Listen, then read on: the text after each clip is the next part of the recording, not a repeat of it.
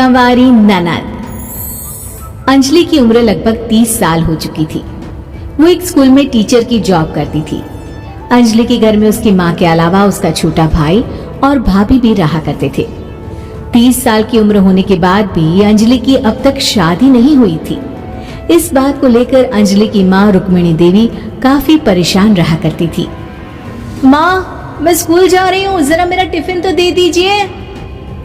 अब क्या पूरी जिंदगी मैं तुझे टिफिन बना कर देती रहूंगी? अरे कुछ सोचा भी अपने बारे में या बस ऐसे ही? क्या माँ, सुबह सुबह फिर वही बातें लेकर बैठ गई। माँ गलत क्या कह रही है अंजलि दीदी?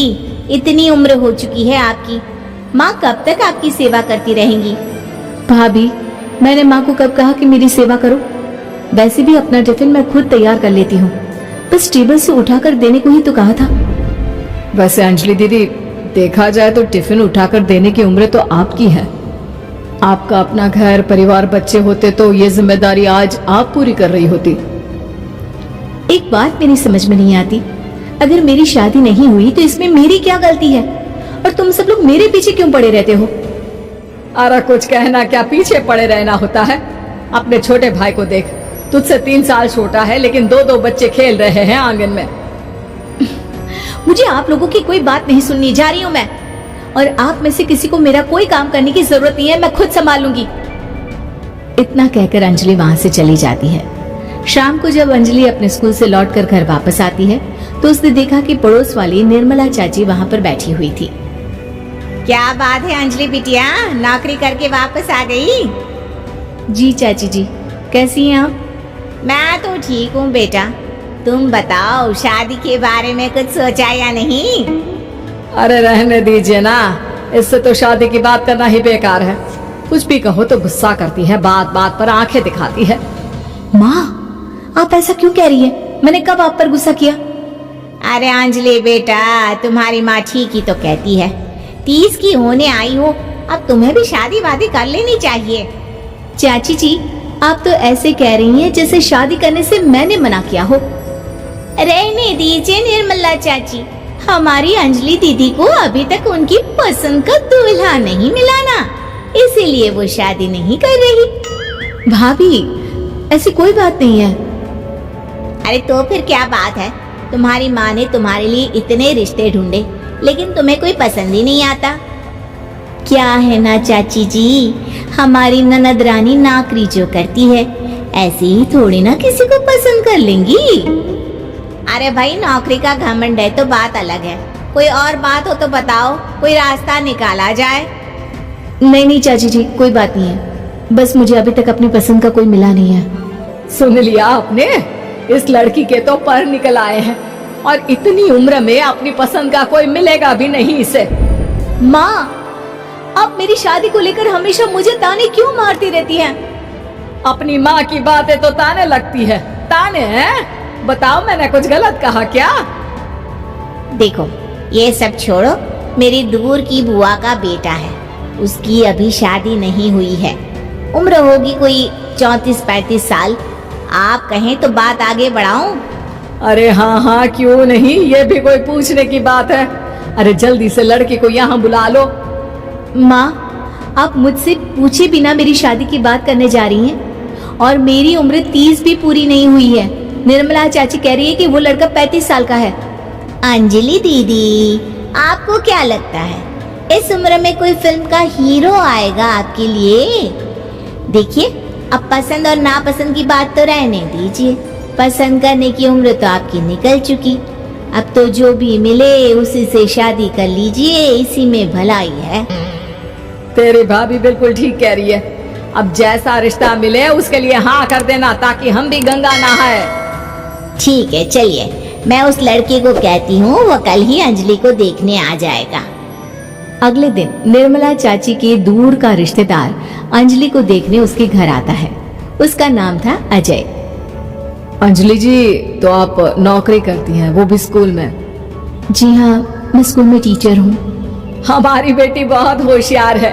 अरे पढ़ने लिखने में इतनी होशियार है, इसीलिए तो इसकी नौकरी लगी है स्कूल में। हाँ हाँ ठीक है आंटी जी, जरा मुझे भी तो बात करने दीजिए आपकी बेटी से। जी पूछिए ना, क्या पूछना चाहते हैं? अंजलि मैडम, ये तो बताइए कि आपने अभी तक शादी क्यों नहीं की? बस ऐसे ही, कहीं कोई रिश्ता पसंद नहीं आया इसलिए। लेकिन क्या मैं आपसे पूछ सकती हूँ कि आपने शादी क्यों नहीं की? अंजलि, क्या कर रही हो तुम? लड़कियों को इस तरह की बातें नहीं शोभा देती। रहने दीजिए आंटी जी, आपकी बेटी काफी पढ़ी लिखी है, मैं उनके सवाल का जवाब दे ही देता हूँ। वो क्या है ना, मुझे भी अभी तक अपनी पसंद की कोई लड़की नहीं मिली।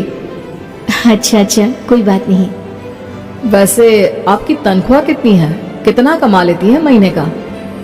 जी यही कोई 25,000 महीने। बस 25,000? इतने से क्या होता है? इतने से तो आजकल घर भी नहीं चलता। आपके कहने का क्या मतलब है? अरे मैं तो ये सोचकर आया था कि नौकरी वाली लड़की है, आराम से 40,000 कमाती होगी। माफ कीजिएगा, आपका और मेरा रिश्ता नहीं हो सकता। जी कोई बात नहीं, मुझे भी आपके साथ शादी करने में कोई इंटरेस्ट नहीं है। अंजलि, किस तरह की बात कर रही हो? घर आए रिश्ते को ठुकरा रही हो तुम। दीदी, अब इस उम्र में आपको इतनी अकड़ नहीं दिखानी चाहिए। अच्छा खासा रिश्ता हाथ से निकल गया, कहीं ऐसा ना हो कि जिंदगी भर कुंवारी ही रह जाओ आप।